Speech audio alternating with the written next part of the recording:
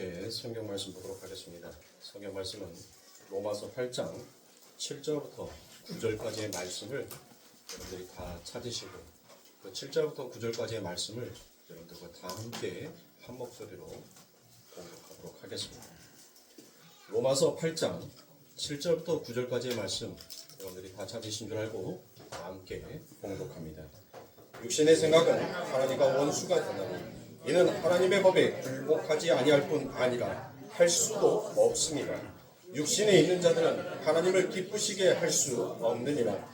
만일 너희 속에 하나님의 영이 거하시면 너희가 육신에 있지 아니하고 영에 있나니 누구든지 그리스도의 영이 없으면 그리스도의 사람이 아니라. 아멘. 자, 육을 죽여야 영이 산다라는 이 말씀을 가지고 여러분과 함께 은혜를 합니다. 우리가 지난 시간에 여러분들에게 컴아웃이다라는 그 말씀을 드렸습니다. 여러분들은 삶 가운데 있는 그 바벨론에서, 애굽에서, 소돔과 고모라에서 하나님은 컴아웃 나오라라고 여러분들에게 말씀하셨습니다. 한 주간 동안 우리 성도님들 어떠셨어요? 여러분들의 삶 가운데 있는 그 바벨론, 소돔과 고모라와 같은 곳, 애국과 같은 곳에서 정말 하나님의 그 사랑의 진리의 말씀을 들으시고 여러분들이 나오셨습니까? 아니면 너무나도 우리들의 삶 가운데 익숙함에 젖어 있어서 정말 소중한 것들을 여러분들 생각하지 못하고 우리가 살아왔습니까? 우리는 가나안의 혼인잔치에서 여러분들 6개의 비어있는 항아리를 우리는 압니다. 모든 인생이 그 항아리를 채우겠다라고 열심히 달려가지만 하나님의 눈에는 비어있는 항아리에 불과하더란 것이에요. 그러나 그 비어있는 항아리에 진정한 하나님의 사랑과 은혜가 무엇인지를 아는 자는 그 항아리가 가득 채워지더란 것이에요. 그 채움은 인간의 율법의 지킴과 제사와 법규를 지킴으로 인하여서 채워지는 것이 아니라 오직 하나님의 그 사랑이 무엇인지, 하나님의 그 뜻이 무엇인지를 소리로 듣지 아니하고 그 안에 담겨져 있는 진리로 들어버린 자에게는 그 비어있는 항아리가 가득 채워지는 역사가 일어나더란 것이에요. 오늘 우리 사랑하는 성도님들, 과연 우리가 예배에 나오는 이 예배가 정말 우리들의 삶 가운데 익숙함에 젖어 있어서 단순히 내 율법의 행위로서 비어있는 내 항아리를 채우겠다라는 그와 같은 마음이 아니라 정말 이 시간 소리로 들려지는 그 하나님의 말씀이 내 가슴 속에 진리로 울림에 퍼지는 그와 같은 이 예배가 되기를 사랑하는 성도님들 간절히 사모하셔야 된다고. 하나님의 말씀을 소리로 들었던 자들은 여러분들 결국 다 그들은 멸망했어요. 그들은 전부 다 죽었어요. 그러나 그 하나님의 소리의 말씀을 진리로 들은 자들은 살더란 거예요. 소돔과 고모라에서 모든 자들이 그 하나님의 말씀을 여러분들 무엇했습니까? 비웃었어요. 아무도 듣지 아니하였어요. 너 뭔 소리 하고 있어? 야, 이렇게 튼튼한데, 이렇게 살만한데 너 무슨 말 하고 있어? 그러나 그 하나님의 진리의 말씀 가운데 그걸 소리로 듣지 아니하고 정말 진리로 들어버린 자들은 그 소돔과 고모라에서 나오더란 거예요. 나온 자가 살더란 겁니다. 오늘 우리 사랑하는 성도님들, 여러분들의 삶 가운데 내 육을 죽이지 못하여서 여전히 소돔과 고모라와 바벨론처럼 여리고성처럼 초롱성처럼 나를 보호하고 있는 여러분들의 그 가슴에 하나님은 돌을 던지십니다. 하나님께서 돌을 던져요. 근데 하나님께서 던지는 그 돌이 무엇인지를 아는 자는 여러분들 그 돌이 무엇이 되더란 거예요? 그 돌이 떡이 되더란 거예요. 떡이 되어서 그들은 그것을 먹고 생명으로 이르지만 하나님이 던지는 그 돌이 그냥 율법의 돌이었다면 그들은 그 돌에 맞아 죽을 수밖에 없는 거예요. 그래서 오늘 또 우리 아버지 하나님은 우리들에게 말씀하세요. Come out, 나와라. 내 사랑하는 자녀야, 거기에서 나오라라고 여러분들에게 돌을 던집니다. 그런데 누가 그 돌을 정말 생명으로 받아들이냐고. 그래서 율법은 무엇이다라고 얘기합니까? 율법은 여러분들 자꾸 뭐하면 제사 안 지내면 안식일을 안 지키면 간음하면 살인하면 뭐하라라고 얘기해요? 돌 던져 죽이라라고 얘기하는 거예요. 그런데 그 간음이, 그 살인이, 그 안식이 무엇인지를 아는 자는 여러분들 뭐 하더란 거예요? 살더란 것입니다. 여러분들이 너무나도 잘 알고 있는 여러분들 간음한 여자의 이야기를 알 겁니다. 많은 사람들이 여러분들 무엇했어요? 많은 사람들이 현장에서 간음한 그 여인을 죽이고자 싶어 했습니다. 그리고 또한 예수를 시험하고자 싶어 하더란 겁니다. 그런데 우리 개혁성경에는 여러분들 무엇이다라고 되어 있는지 너희 중에 죄 없는 자가 돌로 치라라고 그와 같이 번역을 해놨어요. 그런데 그 말의 원어의 뜻은 이와 같습니다. 이미 돌을 던졌다예요. 이미 돌을 던졌다. 그런데 이미 돌을 던졌는데 여러분들 무엇 하더라고요? 누구는 살고 누구는 죽는지를 하나님께서 그 간음한 여인을 통해서 보여주더란 겁니다. 예수라는 돌을 던졌는데 그 예수라는 돌에 의해서 하나님 내가 아주 추악하고 아주 부끄럽고 하나도 내세울 것 없는 제가 죄인 중에 죄인이 맞습니다라고 한 그 여인은 살았지만 여전히 자신의 율법 안에 머물러 있는, 그래서 자신도 죄가 있으면서 죄 있는 자를 죽이려 했던 그들이 결국 예수라는 돌에 의해서 죽더라는 것입니다. 오늘 예수님은 여러분들 가슴에 돌을 던지셨어요. 여러분들 마음에 반드시 파장이 일어나게 될 겁니다. 우리가 우물가에 가서 여러분들 무엇합니까? 돌 하나를 던지면 그 작은 돌이라도 반드시 그 물결이 일게끔 되어 있어요. 예수라는 돌이 여러분들에게 던져졌을 때 어떤 자에게는 그 돌로 의하여서 살아나지만 어떤 자는 그 돌로 의하여서 죽더란 것입니다. 그 말을 바울은 베드로전서에서 너무나도 멋지게 표현을 해놨다고 합니다. 베드로전서 2장 6절부터 8절의 말씀입니다. 성경에 기록되었으되 보라 내가 택한 보배롭고 요긴한 모퉁이의 돌을 시온에 두노니 저를 믿는 자는 부끄러움을 당치 아니하리라 하였으니 그러므로 믿는 너희에게는 보배이나 믿지 아니하는 자에게는 건축자들의 버린 그 돌이 모퉁이의 머릿돌이 되어 또한 부딪히는 돌과 거치는 반석이 되게 하리라 라고 말씀합니다. 여러분들 베드로전서 2장 8절에 가니까 두 돌이 나와요. 두 돌. 그렇죠. 두 돌이 나온단 말이에요. 하나는 무슨 돌이 나와요? 부딪히는 돌. 그리고 거치는 반석이 된다라고 그와 같이 얘기합니다. 자, 부딪히는 돌, 거치는 돌이 된다라고 두 돌이 나와요. 그런데 이 부딪히는 돌이라는 것은 프로스콤마라고 되어 있어요. 이 프로스콤마라는 것은 죄를 짓게 하다는 거예요. 죄를 짓게 하다. 그 다음에 여기 뒤에 보면 거치는 돌이 나오죠. 이 거치는 돌이 사칸달론입니다. 사칸달론. 이 사칸달론이라는 것은 함정이라는 뜻이에요. 함정, 올가미, 모함. 그러면 결국 이것도 여러분들 뭐예요? 결국 그 뜻은 죄를 짓게 하더란 거예요. 그럼 여러분들 한번 보시라고요. 예수가 어떤 이들에게는 죄를 짓게 하는 돌비, 율법이 되더라. 그 말이잖아요. 예수라는 돌이 어떤 자에게 던져졌는데 그 어떤 자에게는 무엇으로 그 돌이 던져지더라? 율법으로 던져지더란 거예요. 율법으로 던져지면 여러분들 무엇 하더란 거예요? 죽더란 거예요. 죽는다는 거예요. 지금 하나님의 아들이 그 돌이 여러분들 떡을 먹고 그 돌이 진리라는 것을 아는 자는 여러분들 살더란 것입니다.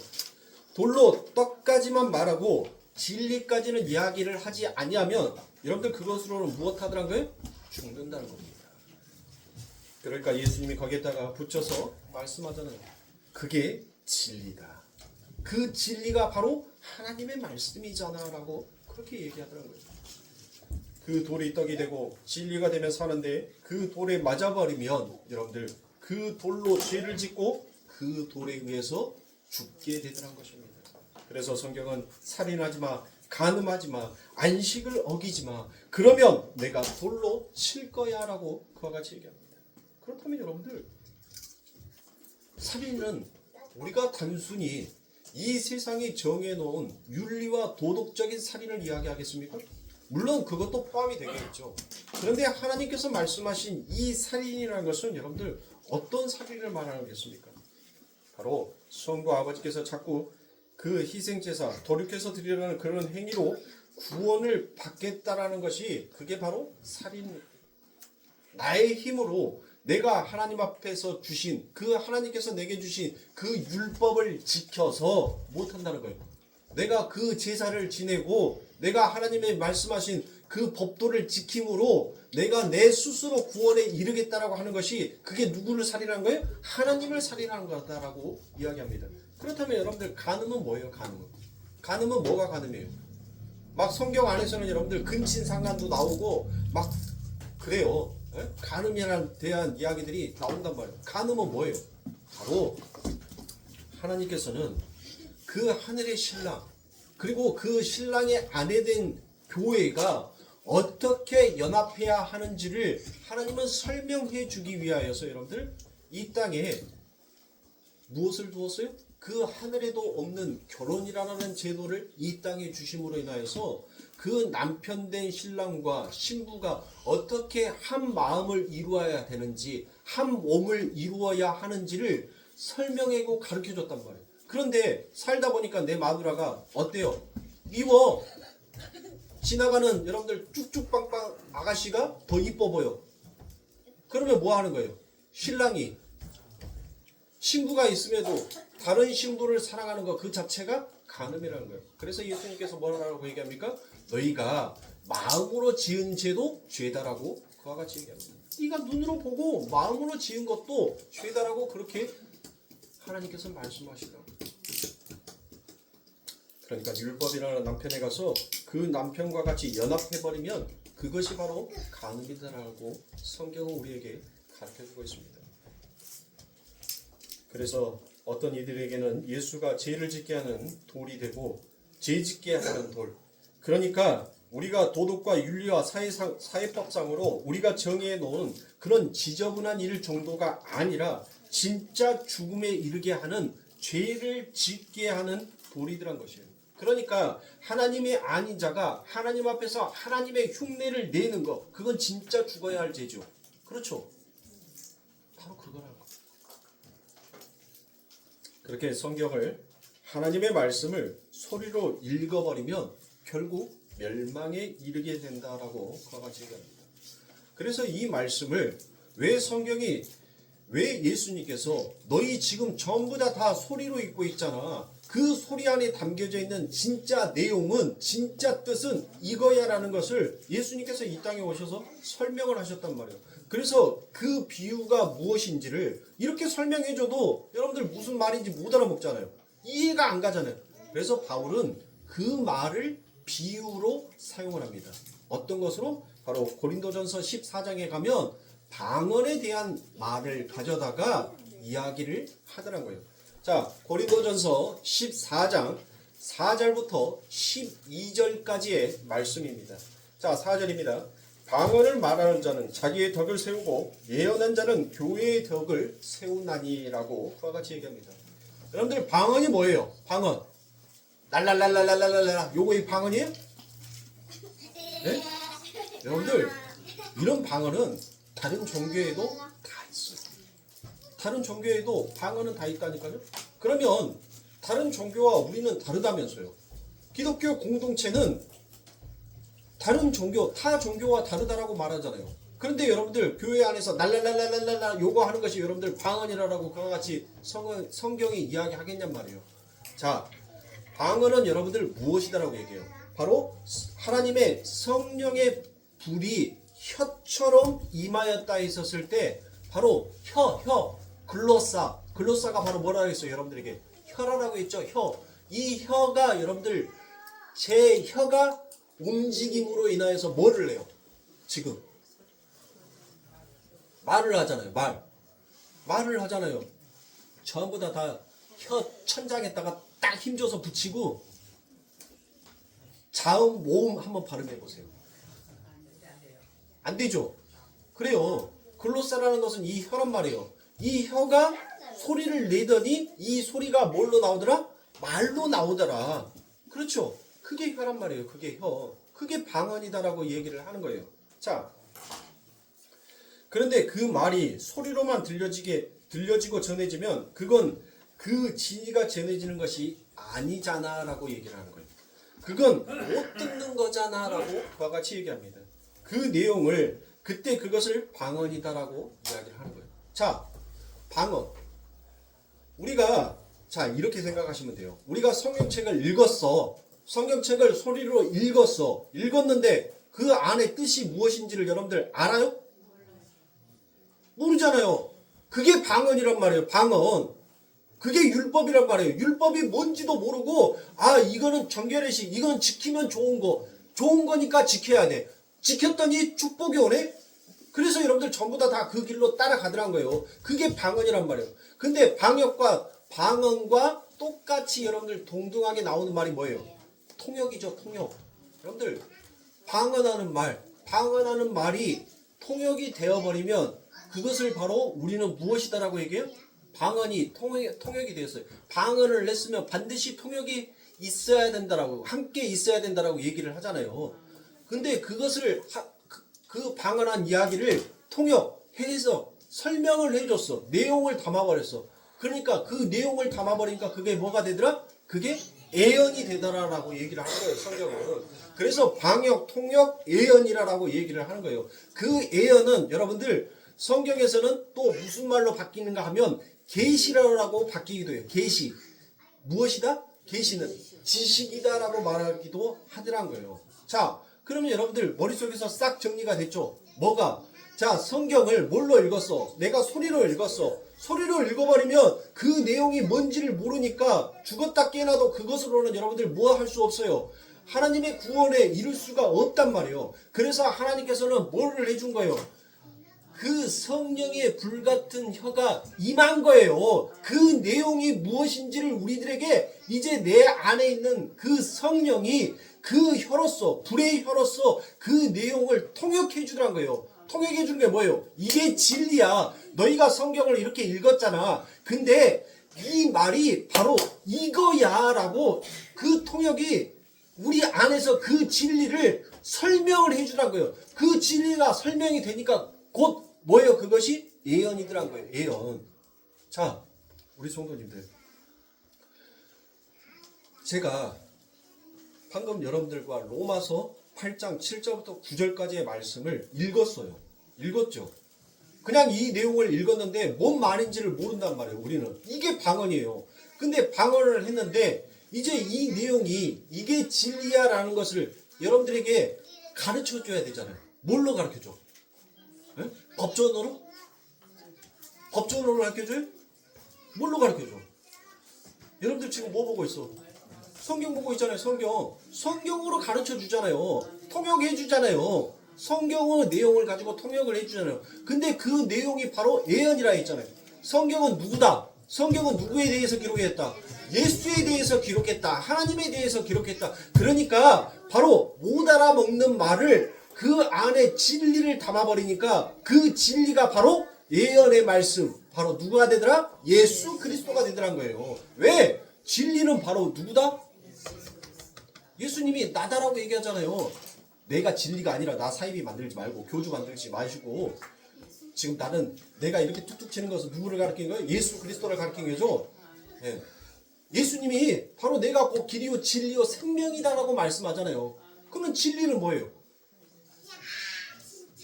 말씀이잖아요. 그 말씀이 진리가 되어서 여러분들 생명에 이르게 하는 것이 곧 누구였다? 예수다. 그러니까 성경은 누구에 대한 말씀이다? 예수에 대한 말씀이다라고 제가 그렇게 여러분들에게 자신 있게 설명을 하는 거란 말이에요. 아시겠어요? 그런데 바울이 여러분들 5절에 가니까 무슨 말을 하냐면 나는 너희가 다 방언 말하기를 원하나 특별히 예언하기를 원한다라고 그와 같이 얘기합니다. 너희들 전부 다 뭐 하라는 거예요? 방언해. 그게 나쁜 게 아니야. 왜 방언이 나빠? 방언이 나쁜 거면 하나님께서 우리들에게 주시지도 않았겠지. 방언은 좋은 거야. 방언해. 방언을 하기를 나는 원한다. 근데 여러분들 그 뒤에 뭐가 붙어 있어요? 특별히 뭐 하기를? 예언하기를 원한다. 그러니까 무슨 말이에요? 너희가 뭐를 알아야지? 율법을 알아야지. 율법을 알아야지 그 내용을 알 거 아니냐. 왜 율법이 나쁜 거냐? 율법이 없으면 너희들 내용이 무엇인지를 어떻게 알아? 성경이 없으면 예수가 누구인지를 너희가 어떻게 알아? 그 말이라는 거예요. 그 말. 그러니까 방언은 뭐 하더란 거예요? 방언은 꼭 필요한 거야. 너희들한테 있어야 돼. 그건 가치 있는 거야. 그런데 가치 있다라고 거기에서 끝나는 것이 아니라 그게 진짜 진리 예수 그리스도를 가르친다라는 것을 너희가 거기까지 알기를 나는 뭐 한다는 거예요. 바울이 간곡히 원하더란 거예요. 그걸 원하더란 거예요. 그래서 방언을 말하는 자가 만일 교회의 덕을 세우기 위하여 통역하지 아니하면 예언한 자만 못하니라라고 같이 얘기합니다. 그 말은 뭐예요? 아니 교회에 왔는데 누가 성경 이야기만 성경을 줄줄줄줄줄 이야기를 해줘. 에?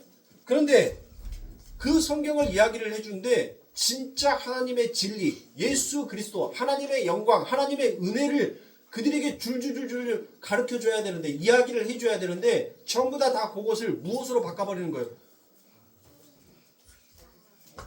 엿 바꿔먹더랄까요? 우리 여기 집사님들, 권사님들 많이 있을 거예요. 세수대야, 멀쩡한 세수대야 발로 부셔갖고 엿 바꿔먹었던 사람들. 고무신 열심히 바닥 모래에다가 문질러서 고문 내가지고 고무신 한 짝 엿 바꿔먹었던 사람들. 그렇게 세상 걸로 하나님의 진짜 진리, 그 생명을 세상에 가치 없는 것으로 여러분들 홀라당 바꿔먹더란 거예요. 에? 자, 그러면서 6절에서 무엇이다라고 얘기한가 하니 그런즉 형제들아 내가 너희에게 나아가서 방언을 말하고 계시나 지식이나 예언이나 가르치는 것이나 말하지 아니하면 너희에게 무엇이 유익하리요? 라고 얘기해요. 자 보세요. 그 예언을 여러분들 무엇이다라고 얘기해요? 계시다라고 얘기하죠. 그 계시는 무엇이다라고 이어서 얘기를 해요? 지식이다라고 얘기해요. 예언은 뭐라고 얘기해요? 예언은 가르치는 거라고 얘기를 하잖아요. 가르치는 거 내가 말하지 아니하면 너희에게 무엇이 유익하겠느냐라고 그와 같이 얘기를 하더라고요. 그러니까 성경을 줄줄줄줄 읽어줬는데 그 내용이 무엇인지를 그 하나님의 말씀으로 너희들에게 전해주지 아니하면 가르쳐주지 아니하면 말해주지 아니하면 너희에게는 아무런 필요가 없다는 거예요. 이 성경 자체로는 너희가 구원에 이를 수가 없다라는 거예요. 너희가 성경을 100독을 하든 1000독을 하든 이 성경 66권을 너희 머릿속에 달달달 다 외운다 한들 너희가 이 안에 담겨져 있는 진짜 하나님의 뜻을 알지 못하면 너희에게는 아무것도 아니라는 거예요. 그건 필요 없는 거라는 거예요. 그거는. 그러니까 여러분들 뭐 하는 거예요? 세상보다도 더 못한 종교가 된다라고 얘기하잖아요. 너희가 세상에서 가장 불쌍한 자라라고 성경은 이야기하잖아요. 왜? 지성이면 감천이라고. 세상의 신들은 뭐예요? 3000번째 3000번째 그렇게 하나님 앞에 절했더니 아니 어느 때가 되니까 이루어지더라는 거예요. 그래서 세상 종교는 여러분들 지성이면 감천이다라는 그와 같은 말이 나와요. 그런데 기독교는 그게 아니더란 거예요. 기독교는 우리의 노력, 우리가 하나님 앞에 열심히 손바닥 똥내가 날 정도로 비벼서 되는 것이 아니더란 거예요. 하나님의 은혜를 알고 그 은혜 앞에 진짜 춤출 줄 아는 자가 구원받은 자다라고 성경은 그렇게 이야기를 하고 있습니다. 그래서 지금 고린도전서 14장 4절부터 6절까지의 그 말씀을 바울이 이제 기가 막히게 설명을 해줘요. 기가 막히게. 제가 여러분들에게 지금 설명해 줬던 그 말을 7절부터 아주 기가 막히게 명쾌하게 바울은 이야기합니다. 자, 7절입니다. 혹 저나 검과 같이 생명 없는 것이 소리를 낼 때에, 그쵸? 자, 피리와 검거처럼, 피리와 검거가 여러분들 생명이 있어요? 생명이 없죠? 근데 그것들이 뭐 하더란 거예요? 그 생명 없는 것들도 뭐 하더란 거예요? 소리를 내더란 거예요, 소리를. 안 그래요? 생명이 있으면 여러분들 뭐 하더란 거예요? 생명이 있으면, 생명이 있는 자가 소리를 내면 반드시 그 안에는 뭐가 있다는 거예요? 내용이 있을 거 아니냐. 내용이 있을 거 아니냐. 그러니까 여러분들이 뭐예요? 부부간에 얘기를 하든, 부모가 자식한테 얘기를 하든, 선생이 제자들에게 얘기를 하든, 그 말을 하면 그 말에 대한 뭐를 해줘요? 설명을 해주잖아요. 설명을. 그렇죠? 네가 왜 잘못했는지에 대해서 부모는 자식에게 그걸 설명해주면서 야단을 친다니까요. 그러니까 생명이 있는 것은 그 안에, 그 소리 안에 뭐를 갖고 있다? 내용을 갖고 있다 라고 그와 같이 얘기를 하는 거예요. 그런데 생명 없는 피리 소리, 생명 없는 고문고 소리가 어떻게 교회에 유익이 될 수 있겠니? 라고 얘기를 합니다. 그러면서 그 음의 분별을 내지 아니하면 저 부는 것인지 검은 타는 것인지 어찌 알겠느냐라고 얘기하잖아요. 그러면서 8절에 만일 나팔이 분별치 못한 소리를 내면 누가 전쟁을 예비하리요라고 얘기합니다. 어떻게 군사가 그 말을 진리로 갖고 나와서 전쟁을 해라고 얘기합니다. 그래서 9절에서 뭐라고 얘기합니까? 이와 같이 너희도 혀로서, 자 여기에서는 뭐라고 나왔어요?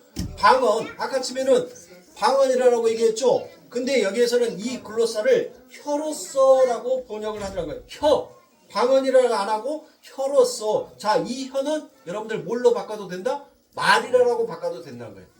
말. 예? 이와 같이 너희도 말로서라고 해도 여러분들 전혀 무방해요. 자, 알아듣기 쉬운 말을 하지 아니하면 그 방언으로 알아듣는 말을 하지 아니하면 그 말하는 것을 어찌 알리요? 이는 허공했다 말하는 것이라. 세상에 소리의 종류가 이같이 많되 뜻없는 소리는 없나니. 자, 성경 말씀 이렇게 여러분들 성경 말씀 66권, 여러분들 이 66권 안에 수만 절이 있어요. 수만 절. 그렇죠? 이게 전부 다 뭐를 갖고 있더라? 뜻을 갖고 있더란 거예요. 그러니까 너희들 뭐 하지 마. 이 성경 안에 하나님께서 한 글자 한 글자 다 기록해 놓으신 것은 하나님은 여러분들 살아계신 하나님이라 했잖아요. 생명이 있는 분이라 했잖아요. 생명이 있는 것은 뭐가 있다? 내용이 있다라고 얘기했잖아요. 그러니까 성경 66권에 기록되어 있는 이 수만 절의 하나님의 말씀은 하나님은 생명이 있는 자니까 전부 다 뭐가 있다? 내용이 있다는 거예요. 그러니까 너희 그 성경을 뭘로 읽지마? 소리로 읽지마 라고 바울은 그와 같이 얘기를 하고 있습니다. 그러면서 11절에 그러므로 내가 그 소리의 뜻을 알지 못하면 내가 말하는 자에게 뭐가 된다? 야만인이 된다는 거예요. 야만인. 바로 그 말은 무슨 말이에요? 무례한 자가 된다는 거예요. 무례한 자. 거짓말하는 자. 그 소리의 뜻을 알지 못하니까 뭐 하는 거예요? 그냥 아무 말이나 해버리는 거예요. 아무 말. 그러니까 그거는 뭐 하는 거예요? 거짓말하는 거란 말이에요. 자, 말하는 자도 내게 야만인이 되리니 그러면 너희도 신령한 것을 사모하는 자인즉 교회의 덕을 세우기 위하여 풍성하기를 구하라 라고 얘기합니다.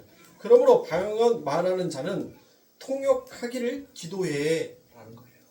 그 내용이 무엇인지를 알기를 너희들이 뭐 하라는 거예요? 사모해. 그거를 하나님 앞에 찾고 구하고 두드리라는 거예요.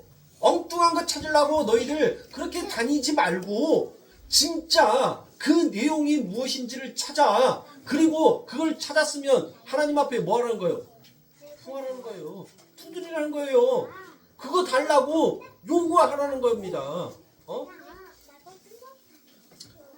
그러니까 교회에서 여러분들 무슨 불경을 읽어주겠습니까? 교회에서 뭐 힌두교 경전을 읽어주겠냔 말이에요. 교회에서 성경을 읽어줄 거 아닙니까? 그런데 그 성경을 읽어주면 여러분들 못하더란 거예요. 그걸 소리로 읽어버리면 죽는다는 것이에요.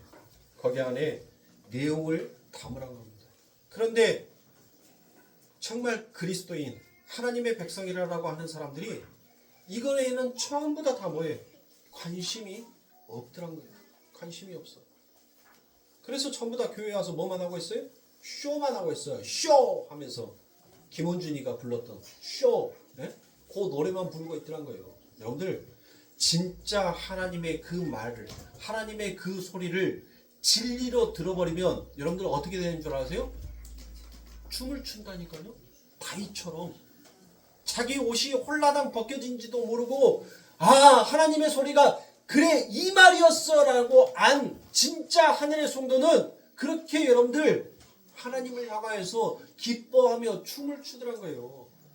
기뻐하며 소리를 내더란 거예요. 그런데 하나님의 소리를 그냥 그 안에 담겨져 있는 내용이 무엇인지도 모르고 소리로만 들어버리니까 뭐 하는 거예요? 춤을 출 수가 없는 거예요. 춤을 안 추더란 거예요. 하나님을 향하여서. 그래서 누가복음 7장 31절과 32절에서도 또 가라사대 이 세대의 사람들은 무엇으로 비유할꼬 무엇과 같은고 비유컨대 아이들이 장터에 앉아 서로 불러 가로되 우리가 너희를 향하여 피리를 불어도 너희가 춤추지 않고 우리가 애곡을 하여도 너희가 울지 아니하였다 함과 같도다. 여러분들 누가 한 말입니까? 바로 세례 요한의 이야기 아닙니까?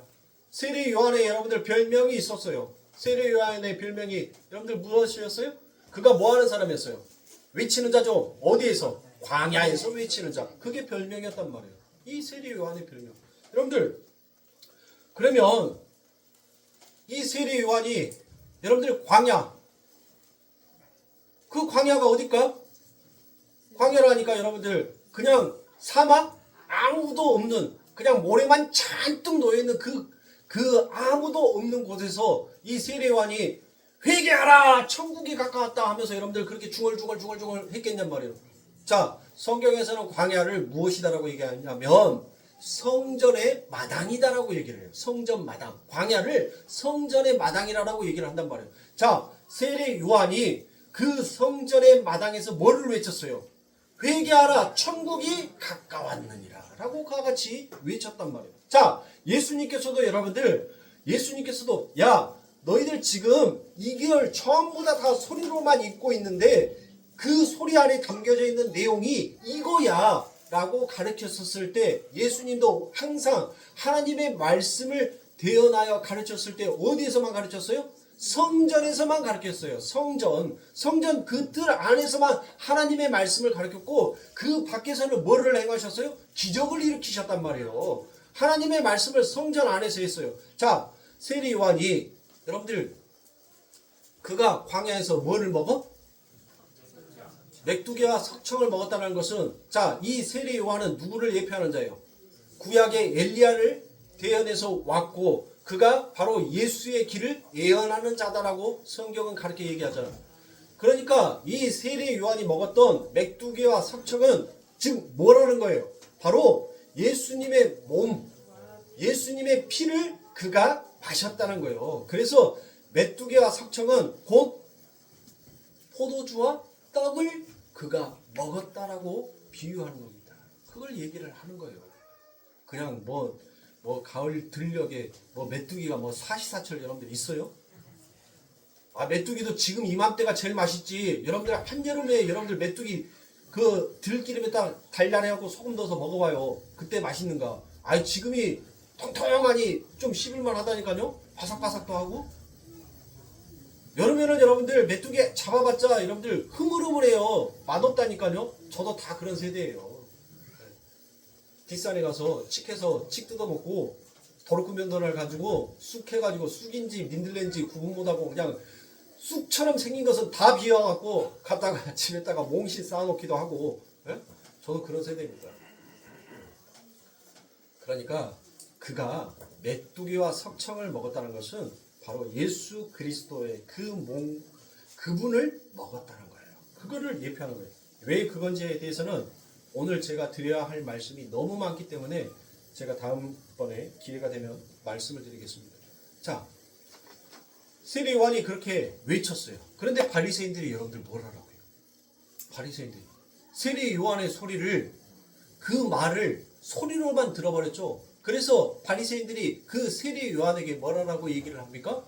야, 우리가 언제 가서 포로된 적도 없었는데 우리가 어디 가서 종 되었던 적도 없는데 너 왜 나한테 자꾸 회개하라게 왜 우리들한테 자꾸 물세례 받으려고 얘기를 해?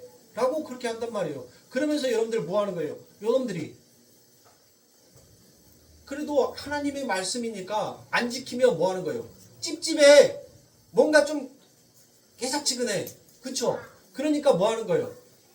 그들의 비어있는 항아리, 물 하나도 없는 그 항아리. 그런데 뭐만 하더라? 진짜 씻어야 하는 그 물도 없는 놈이 그냥 율법이라는 그 소리만 듣고 정결의식에 의해서 뭐 하더란 거예요? 그 요한한테 가서 그 정결의식을 행하더란 거예요. 근데 그것이 사는 것이 아니다라는 것을 지금 얘기를 하고 있는데 이 멍청이들은 그것만 눈에 보여지는 것만 소리로 들린 것만 듣고 가서 행하더라는 것입니다. 응? 그래서 바울이 우리가 방금 읽었던 고린도전서 14장의 그 말씀을 바로 이야기하는 거예요. 아무리 피리 소리를 내어도 세례 요한이 꿈쩍하지 않았다는 거예요. 피리를 불어도 움직이지도 않고 너희들이 애곡조차도 하지 않더란 거예요. 왜? 그 안에 담겨져 있는 진짜 진리가 무엇인지를 너희가 모르니까 너희가 당연히 반응하지 않는 거야 라고 얘기를 하고 있더란 거예요. 그러니까 인간이 종교를 통해서 여러분들 해결받고자 싶어 하는 것이 뭐예요? 우리가 종교를 가지고 대부분의 인간들이 이 종교를 가지고 해결받고 싶어 하는 게 뭐냔 말이에요. 바로 이 세상의 슬픔과 이 세상의 아픔을 여러분들 모든 사람들이 해결받기를 원하더라고요. 그러나 기독교는 진짜 하나님을 믿는 백성은 아버지 앞에 나와서 이 세상의 슬픔, 이 세상의 아픔 따위를 해결받으러 나온 것이 아니라 정말 내 영혼을 위하여서 내 영혼의 슬픔과 내 영혼의 그 울부짖는 애통을 하나님 앞에 고백하면서 하나님 나 좀 살려주세요. 나 영원히 죽는 저 지옥불에 하나님 너무나도 무서워요. 하나님의 생명이 내게 끊기면 하나님 저는 그것이 슬픔이고 제가 그 하나님으로부터 생명이 끊겨 내가 죽어서 가야 할 그 지옥이 하나님 내가 평생 죽도록 영원토록 울부짖어야 하는 그 울분이라는 것을 하나님 내가 알고 있습니다.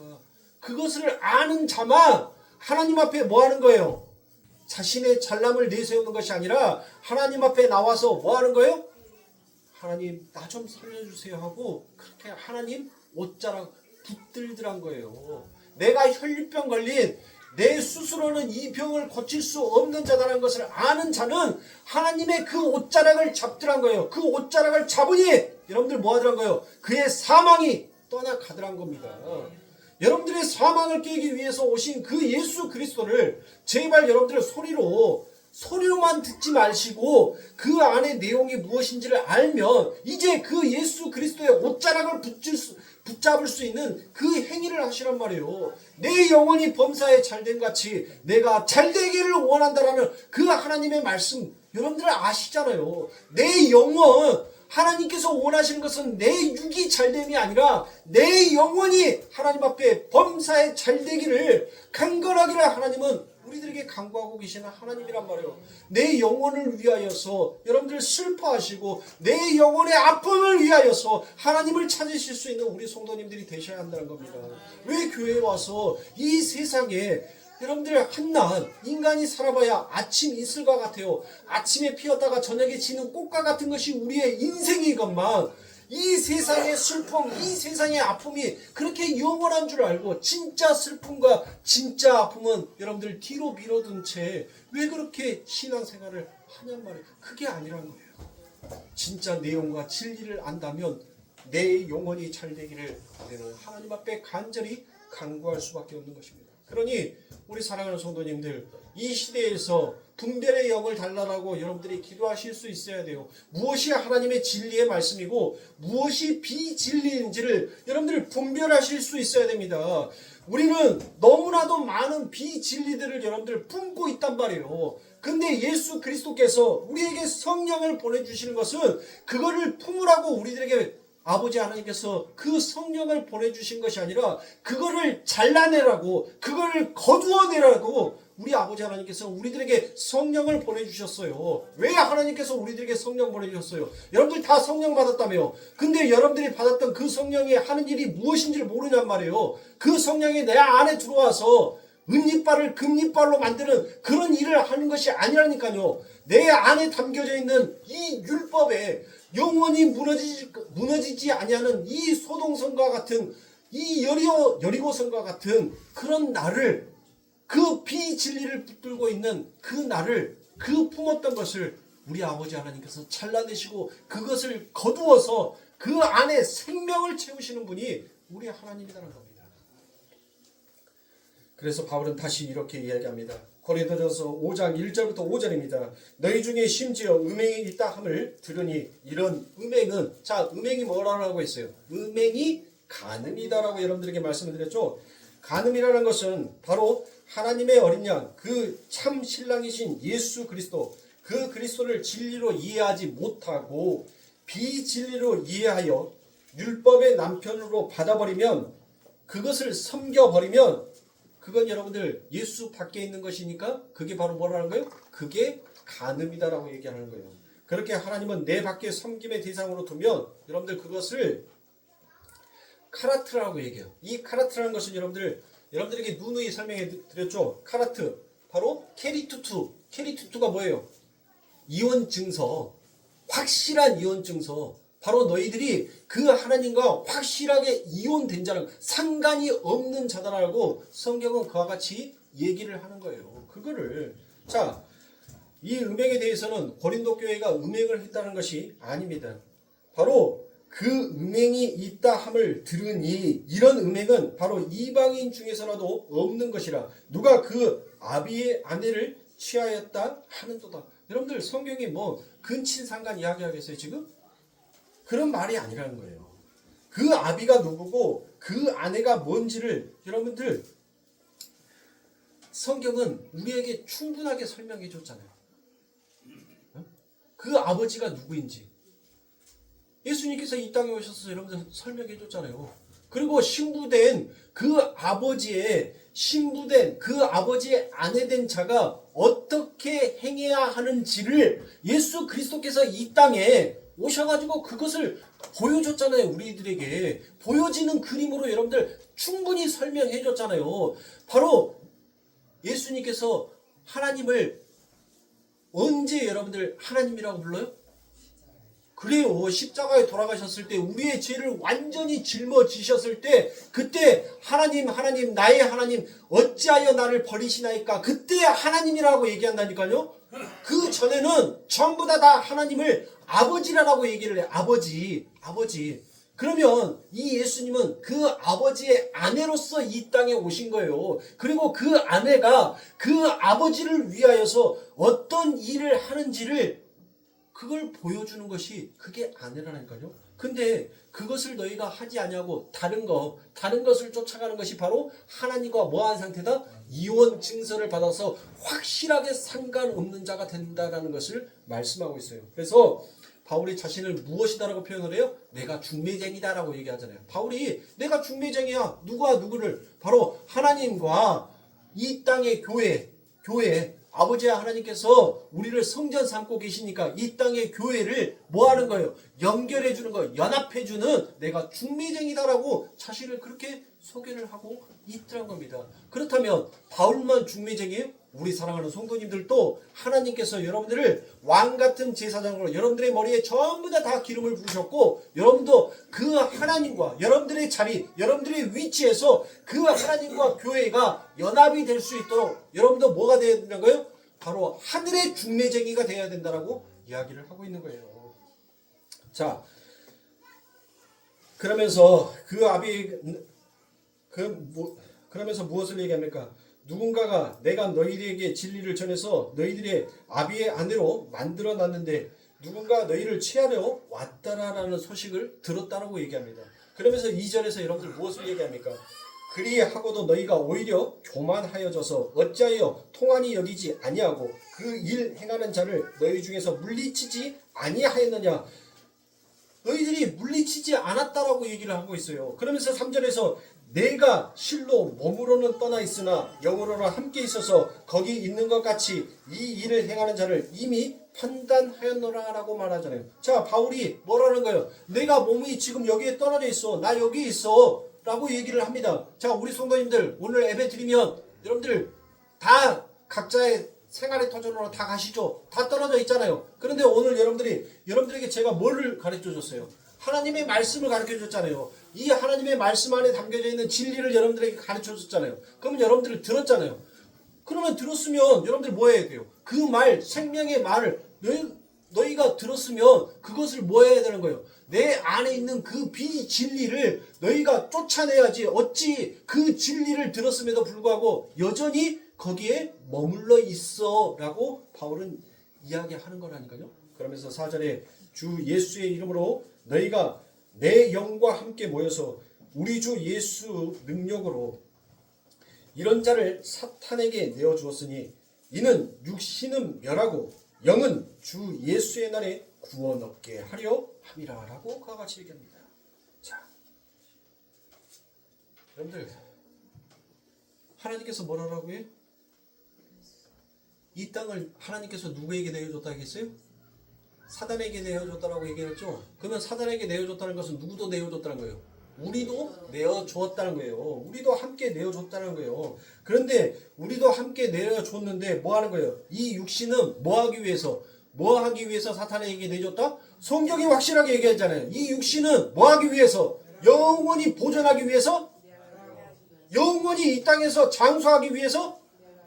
왜 성경을 그런 식으로 해석하냔 말이에요. 성경은 분명히 이 육신을 하나님께서 이 육신을 사탄에게 내줬는데 그 사탄에게 내준 그 목적이 뭐라는 거예요? 멸하기 위해서라고 얘기하잖아요. 멸하기 위해서. 그리고 영은 뭐라는 거예요? 영은 주 예수 날에 구원을 얻게 하려 함이라.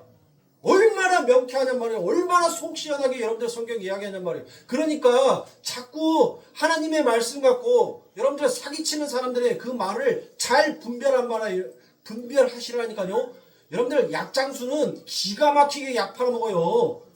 에? 여러분들 다 아시잖아요. 왜 시골에 가면 3,000원도 안 되는 애기들 문방구에서 파는 비타민보다도 못한 그것을 왜 어른들이 여러분들 30만원, 100만원씩 막 줘가면서 여러분들 왜 산 줄 아세요? 뭐가 진짜인지를 모르니까 분별이 안 돼버릴 정도로 여러분들 샬라샬라 뱀 혀로 그냥 샬라샬라 핥으니까 여러분들 뭐 하는 거예요? 혼란한 거기 넘어가는 거예요. 그러니까 우리 성도님들 이 시대에 분별의 영을 가지시란 말이에요. 누가 내게 사기치고 있는지, 아 저놈 진짜 예수의 이름으로 사기치고 있네. 그거 아니잖아. 우리가 예수를 배웠고자 하나이다라고 거기에서 정말 당당하게 외칠 수 있는 우리 성도님들이 되시란 말이에요. 이 시대에 정말 목사들을 향해서 거짓된 소리, 거짓된 진리를 말하면 거기에다가 우리가 뭐라고 얘기해야 돼요? 야 사기꾼아 내려와. 그러지 마시고 우리가 이 시간에 예수를 배웠기를 원하이다라고 그 목사를 향해서 여러분들 당당하게 성경의 말씀으로 내밀 수 있어야 되는 거예요. 아시겠죠? 네? 얼마나 바울이 상쾌통쾌 명쾌하게 우리들에게 속 시원하게 얘기를 해줘요. 이 육을 영원히 보존하기 위해서가 아니에요. 이 육은 멸해져야 되는 거예요. 이 육은 버려야 하는 거예요. 그리고 내 안에 담겨져 있는 진짜 내용, 그 진리, 그 보배, 그것만 끄집어내면 되는 거예요. 그런데 내 안에 그 보배 있는지 확인하시라는 거예요. 너희 확인해, 깨어서 확인해. 그래서 여러분들 하나님께서 뭘 하라고 얘기해요? 그 열처녀의 기름등불 네 안에 진짜 깨어서 그 보배 예수 담아져 있는지 너 확인해. 근데 뭐 하는 거예요? 예수님이 딱 오셨는데 그 성전문이 곧 열려가지고 여러분들 연회가 시작되는데 그 5 처녀는 뭐예요? 오메 뚜껑 열었는데 예수가 없네. 예수를 살라고 하는데 팔아요? 그러니 우리 성도님들 신앙생활 하시면서 엉뚱한 거 구하려고 하지 마시고 여러분들 예수를 담으라고요. 여러분들의 그 기름등불 안에 예수를 담으라고요. 영원히 꺼지지 않는 그 세상에 태양빛도 필요 없는 그 밝음의 빛 예수를 담으셔야 돼요. 그래야지 여러분들 진짜 천국 가는 거예요. 진짜 아버지 하나님의 나라 입성하는 거예요. 아무도 여러분들 그 안에 예수 없으면 천국 못 가요. 천국 못 간다니까요. 예수님이 예언했잖아요. 그 계시가 완성이 됐잖아요. 그러니 사랑하는 성도님들 그 은혜의 아버지를 늘 붙드셔야 합니다. 세상 사람들이 얘기하는 도덕과 윤리의 그 열매가 아니라 진짜 우리는 자기 부인의 열매, 자기 부정의 열매, 심지어 자기 삭제의 그 열매를 우리는 맺혀야 하는 거예요. 그렇지 않고는 결단코 천국에 들어갈 수 없나니라고 말씀하십니다. 반드시 진리의 열매를 맺으시는 우리 성도님들이 되십시오. 이제 마지막으로 누가복음 13장 6절의 말씀을 보고 오늘 말씀을 마무리 짓도록 하겠습니다. 누가복음 13장 6절입니다. 이에 비유로 말씀하시되 한 사람이 포도원에 무화과 나무를 심은 것이 있더니 라고 얘기합니다. 여러분들 다소 성경은 이렇게 엉뚱맞다니까요. 그렇죠? 엉뚱맞아. 아니 포도원에 여러분들 포도농장에 뭘 심어야 돼요? 그렇죠? 포도농장에 포도를 심어야 되는데 여러분들 한 정신 나간 사람이 그 포도원에 뭘 들고 가요? 무화과 나무를 갖고 가더란 거예요. 무화과 나무를. 무화과 나무를 심으려고 가더란 겁니다. 여러분들 그러면 안 되는 거 아닙니까? 포도원에 포도를 심어야지 왜 무화과입니까? 그런데 성경은 한 사람이 포도원에 무화과 나무를 심은 것이 있더니 라고 그와 같이 기록을 했단 말이에요. 그러면 이 소리 안에는 분명히 내용이 있겠죠. 하나님께서 당신의 백성들에게 말씀하고 싶은 그 내용이 담겨져 있을 거 아닙니까? 그러니까 요 말씀만 여러분들이 잘 기억하고 가세요. 앞에 있는 말씀은 너무 길어서 여러분들이 잘 정리가 안 됐다면 요 마지막 부분 말씀이라도 잘 정리하고 가시길 바랍니다. 자, 포도원. 이 포도는 성경에서 일괄성 있게 누구를 가리키는 거예요? 이스라엘을 가리킵니다. 이스라엘을 의미하는 거예요. 그리고 하나님의 백성들의 집, 그 성전에서 하나님은 무엇을 요구하는가 하면 어떤 것을 요구하더라? 무화과 열매를 요구하시더라는 겁니다. 그런데 그 포도원에서 열리는 무화과 열매는 여러분들 뭐가 된다는 거예요? 포도라고 그래요. 포도. 성경이. 아니 무화과 열매를 여러분들 무화과 나무를 심었으면 무화과 열매를 여러분들 거둬야 될 거 아닙니까? 그런데 성경은 뭐라고 얘기해요? 포도라고 얘기를 하더라고요. 자, 여러분들 무화과는 꽃이 없는 나무죠. 그쵸? 꽃이 없는 게 여러분들 뭐한 척이에요? 열매인 척 하는 것이 바로 무화과입니다. 그러면 여러분들 무화과는 뭐예요? 바로 이스라엘 백성, 이 율법주의에 빠져있는 하나님을 믿는다라고 자청하는 바로 무리들을 가리켜서 지금 말씀하고 있는 거예요. 그런데 여러분들이 너무나도 잘 알다시피 이 무화과는 자기 스스로 여러분들 열매를 맺힐 수가 있어요, 없어요? 아니 자기 스스로는 절대로 열매를 맺힐 수가 없단 말이에요. 그렇다면 이 무화과는 여러분들 뭐 해야 돼요? 하나님이 원하시는 열매는 여러분들 바로 이거야 라는 것을 말해줬으면 하나님이 원하시는 그 열매가 맺기 위해서는 여러분들 누가 일해야 된다는 거예요? 우리가 일해야 돼요? 우리는 무화과라니까요. 우리는 이 자체로서는 열매를 맺힐 수가 없어요. 그러면 누가 하나님이 원하시는 열매를 맺게 해줄 수 있냐는 거예요. 하나님만이 하실 수 있을 거 아닙니까? 하나님께서는 여러분들 그 일을 하시니까 하나님께서 무화과 나무 꽃도 없는 것이 열매인 척하는 율법의 내용도 모르면서 자칭 하나님의 백성이라고 자처하고 있는 우리들에게 하나님이 일을 하시는 거예요. 하나님이 일을 하시니까 하나님이 원하시는 열매가 맺혀지더란 거예요. 그래서 여러분들 하나님의 숫자를 우리는 무엇이다라고 표현해요?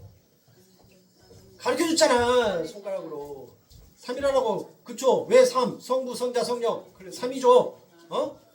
자, 그런데 우리가 방금 읽었던 이 누가복음 13장 7절에 가니까 거기에도 뭐가 나와? 숫자 3년이라는 그 이야기가 나오더라고요. 3년. 여러분들 그러면 이거에는 의미가 있고 뜻이 있겠죠. 자, 우리 예수님께서 여러분들 세 번째라는 것은 뭐겠어요? 바로 하나님께서 우리들에게 하나님께서 우리들에게 제일 먼저 주신 거 뭘 줬어요? 시내산에서 율법을 주셨잖아요. 율법을 주고 난 다음에 하나님의 나라의 축소판 뭐를 줬어요? 성전을 줬잖아요. 그리고 율법과 성전이 무엇인지를 바로 그 세 번째 누가 예수 그리스도가 오잖아요. 자, 그 세 번째 성전이 여러분들 뭐 하는 거예요? 그 세 번째 예수 그리스도가 죽음으로 말미암아서 그 네 번째 바로 누가 우리가 하나님의 뭐가 되더라? 하나님의 성전이, 예수 그리스도가 죽으심으로 말미암아 우리가 하나님의 성전이 되잖아요. 성령이 임함으로. 그러면 하나님께서 삼위 일했잖아요. 바로 율법, 성전, 예수 그리스도가 일함으로 인하여서 진짜 하나님의 성전, 하나님의 열매가 하나님에 의해서 맺혀지게 되더란 거예요. 그래서 여러분들 왜 7인지, 왜 7은 뭐라 했어요? 안식이라 했잖아요. 안식. 왜 7인지 아시겠어요? 자, 하나님의 3이, 하나님의 3 뭐라고 했어요? 하나님의 3. 자, 정신 차리시고 이제 다 끝났으니까. 자, 하나님의 3, 율법, 성전, 예수, 하나님의 그 3이, 자, 바로 4, 성령을 우리들에게 보내주심으로 4, 우리가 하나님의 열매가 되었잖아요. 그러니까 하늘의 3과 땅의 4가, 하늘의 3과 땅의 4가 연합을 하니까 뭐가 되더라?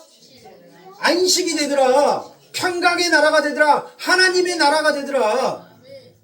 우리 스스로는 여러분들 7이 될 수가 없어요. 하나님의 그 3이 일을 하셨단 말이에요. 그러면 나는 하나님의 이 3에 의해서 어떻게 4가 되었는지를 알아먹는 것이 진리라니까요. 그게 내 스스로는 절대 여러분들 4가 될 수가 없어요. 내 스스로는 절대로 열매를 맺을 수가 없단 말이에요. 그래서 하나님께서 뭐예요? 자칭 자기들의 열매를 맺을 수 있다라고 자만하고 오만하는 그 율법주의들을 하나님께서 뭐라고 얘기합니까? 말라라, 말라말아라. 열매 없는 그 무화과 나무를 하나님이 저주해버리잖아요. 아니 뭔 놈아 하나님이 그렇게 매정해. 열매 없다고 그냥 그 나무를 저주해? 그게 아니란 말이에요. 너희 스스로는 죽을 수밖에 없는 존재, 하나님으로부터 저주받아 심판받을 수밖에 없는 존재다라는 것을 하나님은 그 열매 없는 무화과를 통하여서 지적하시고, 내가 이 열매 없는 무화과 나무를 어떻게 열매 맺는 하나님의 그 나라로, 하나님의 원하시는 그 포도로 내가 바꾸어 만들어 놓는지를 내가 이제부터 너희들에게 설명해 줄게. 그리고 내가 그 일을 행해 줄게. 그래서 우리가 뭐가 되는 거예요? 바로 그 하나님으로부터 위하여서, 야, 7이 되는 거란 말이에요. 7. 있나 일어나. 있나 저리 가.